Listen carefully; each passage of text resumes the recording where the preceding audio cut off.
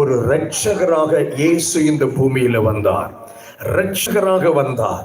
அவர் பாலகனாக பிறந்த போதிலும் அவருடைய இந்த பூமியின் பிறப்பின் நோக்கம் இரட்சகர். சிலர் சொல்லுவாங்க, இந்த பூமியில பிறந்த போது தானே இயேசு வந்தார் அப்படின்னு. உண்மையிலே அப்படி இல்லை. இந்த உலகம் தோன்றுவதற்கு முன்னமே அவர் இருக்கிறார்.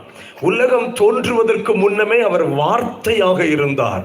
உலகம் தோன்றுவதற்கு முன்னமே இந்த உலகத்தின் சிருஷ்டிப்பின் அத்தனை காரியங்களிலும் இயேசு இருந்தார். இயேசு மனிதனாய் பிறந்ததுதான் 2025 ஆண்டுகளுக்கு முன்னமே. என்ன, நம்ம அதை சரியாய் புரிந்து கொள்ள வேண்டியது ரொம்ப அவசியம். He was there. அவர் ஏற்கனவே வார்த்தையாயிருந்தவர், மனிதனாய் மனுக்குலத்தின் மீட்புக்காக இந்த பூமிக்கு வந்தவர். இந்த ஒரு வார்த்தையை நான் முக்கியப்படுத்த விரும்புகிறேன். இரட்சகர் உங்களுக்கு பிறந்திருக்கிறார்.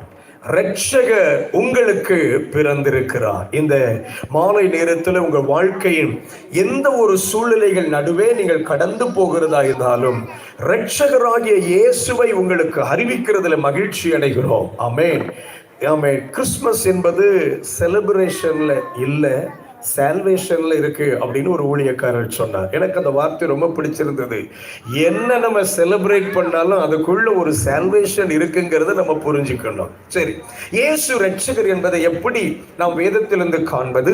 ஒரு 5 காரியங்களை நான் உங்களுக்கு காண்பித்துக் கொடுக்க விரும்புகிறேன். மத்தேயு 1ஆம் அதிகாரம் அதனுடைய 21வது வசனத்துல இந்த இரட்சகர் எப்படிப்பட்டவர் என்று வேதம் சொல்லுகிறது பாருங்க.